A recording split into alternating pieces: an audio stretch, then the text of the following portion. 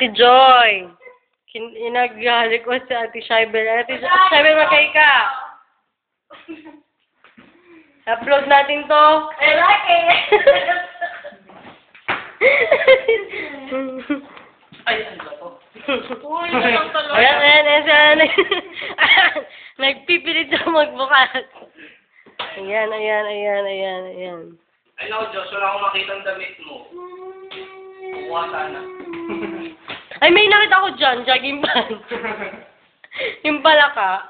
Gusto ko yung short. Ayan, nag-hat siya, ayan.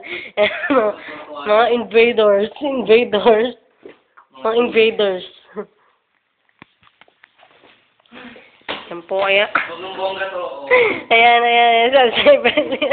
Hindi ko na mapagkasa. Ayan, hirap na siya. Oh. Baka yan ang ginawa ni Ate Joy. Hindi lang ginagawa sa Joy na Baka nga, yan. Makalabas ng susod. Diba si Ate Shybel? Ito ano. Dali. Ayan, susukatin po na Ate Shybel. Titingnan niya kung kasha. Ate Shybel, suotin mo. Actually, mali mo, yan niya. Yan, susuot po niya, mga kapatid. Doon nga Ate Shybel sa ano nila, sa bathroom. Yan, si Han, pati may binubuting. May magme-makeup siya eh. Ayan. Ayan, tara.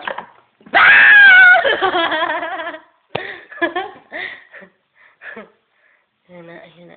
Nakita siyang cellphone. Ay, picture pa. Si Ate Joy, napakalinis ng bahay mo na, oh. Anong say? Si Ate Shybel, natatawa dito. Ayan na.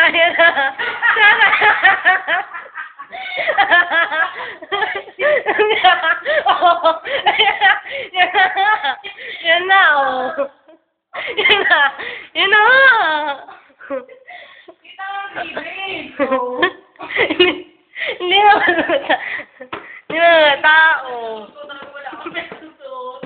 Yeah. Oo, kasi Ate Joy lang, Ito na lang. Yan, Plancha na lang ang kulay. plancha na nakahanap. Bye! Okay, bye-bye. Mamaya ulit.